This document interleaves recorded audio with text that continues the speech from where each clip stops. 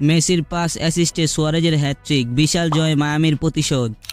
Lionel Messi তখন চোটের কারণে মাঠের বাইরে ছিলেন। নিজেদের মাঠ নিউ ইয়র্কের রেড বুলস ইন্টার মায়ামিকে 4-0 গোলে উড়িয়ে দিয়েছিল।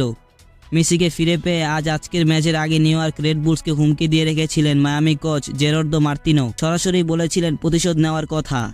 মার্তিনো হুমকি বৃথা যেতে দেননি মেসি। ঘরের মাঠ ফ্লোরিডার ফোর্ট লডারসেলের চেজ স্টেডিয়ামে আর্জেন্টিনার বিশ্বকাপ জয়ী অধিনায়ক মায়ামিকে এনে দিয়েছেন 6-2 গোলের বিশাল জয়।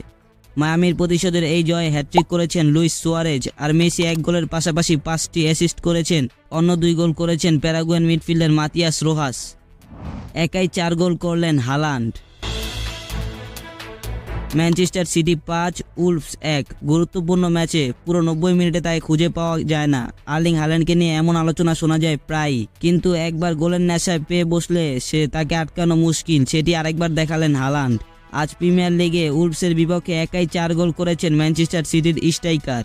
চলতি মৌসুমে হাল্যান্ডের 3য় হ্যাটট্রিক এটি। সিটির জার্সিতে 2 মৌসুম মিলিয়ে 9ম। আজ গড়েছেন লিগে প্রথমার্ধের মধ্যে 2য় হ্যাটট্রিক করার বিরল কীর্তিও। হাল্যান্ডের আরেকবার গোল মেশিন হয়ে ওঠার দিনে সিটি উলভারহ্যাম্পটনকে হারিয়েছে 5-1 গোলে। দলের অপর গোলটি করেছেন হুলিয়ান আলভারেজ।